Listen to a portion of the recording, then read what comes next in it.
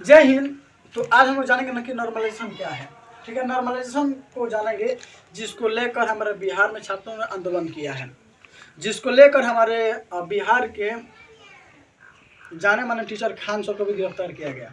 ठीक है, तो इसी को हम लोग जानेंगे नॉर्मलाइजेशन क्या है। आपको बता दें कि जो ये बीपीएससी पर जो 17वीं, ठीक है 17वीं जो बीपीएससी परीक्षा होने वाला है वो 24 मतलब 2024 में होगा। ठीक है, 13 दिसंबर 2024 को होने वाला है और वो 925 अलग अलग केंद्रों पर मतलब उसको परीक्षा को लिया जाएगा। अब ये अलग अलग केंद्रों पर ये परीक्षा लिया जाएगा, तो इसमें ना परीक्षा जो होगा ना वो अलग अलग शिफ्ट मतलब 2 शिफ्ट में होगा, जिसको लेकर नॉर्मलाइजेशन की प्रक्रिया मतलब ये जो शुरू हो गई। ठीक है, ये जो एग्ज़ाम होने वाला है वो उसमें बात करेंगे कि ये 2 शिफ्टों में एग्ज़ाम होने वाला है, जिसको लेकर नॉर्मलाइजेशन की ये जो बातें आई है वो शुरू हो गई। देखिए, अब देखेंगे हम नॉर्मलाइजेशन है क्या, जिसको लेकर छात्रों ने आंदोलन किया है।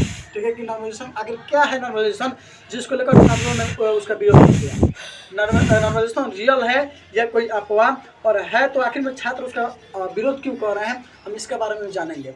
उसके साथ हम लोग इसमें ये जानेंगे कि ये जो नॉर्मलाइजेशन की प्रक्रिया है, जो नॉर्मलाइजेशन है, ये वास्तव में लागू होगा या नहीं होगा, या फिर ये केवल एक अफवाह है आयोग को मतलब बदनाम करने के लिए। इस नॉर्मलाइजेशन को लेकर स्टूडेंट धरने पर निकले थे, जिसकी वजह से मामला को कंट्रोल करने के लिए पुलिस ने उन पर लाठीचार्ज भी पुलिस को उन पर लाठीचार्ज भी करना पड़ा। तो सबसे पहले हम देखते हैं कि नॉर्मलाइजेशन क्या है।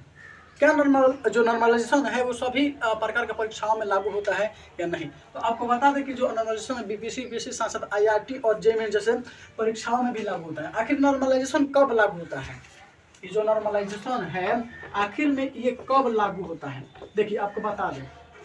सबसे पहले हम समझ कि नॉर्मलाइजेशन क्या है। देखिए, नॉर्मलाइजेशन एक प्रकार का प्रक्रिया है जब एक से ज़्यादा शिफ्ट में एग्जाम होता है, जब एक से ज़्यादा पाली में जब एग्जाम होता है, तो अलग अलग पाली में आयोजित जो शिक्षकों जो कैंडिडेट होते हैं, जो परीक्षार्थी को अंकों को सामान्य करने की प्रक्रिया है। ये विभिन्न पाली में आयोजित अलग अलग पाली में जब एग्जाम होता है तो उसके अलग अलग अंकों को एक माने बराबर लाने की मतलब बराबर करने की प्रक्रिया है। अब देखिए, अब जाहिर सी बात है, जब एक से ज़्यादा पाली में एग्जाम होगा, एक ही एग्ज़ाम जब एक से ज़्यादा पाली में होगा, ठीक है, एक से ज़्यादा पाली में होगा, तो जाहिर सी बात है कि दोनों जो क्वेश्चन पेपर है उससे में आएगा नहीं, वो अलग अलग क्वेश्चन पेपर बदल कर दिया जाएगा। तो जब एक से ज़्यादा पाली में एग्जाम होता है ना, तो क्वेश्चन से जैसे क्वेश्चन जो पेपर होता है वो सेम नहीं होगा। ऐसे समझिए इसको, जैसे मान लीजिए कि जो एग्जाम है, कोई भी एग्जाम है, ये जो बीपीएससी एग्जाम हो रहा है वो 2 पाली में होने वाला है।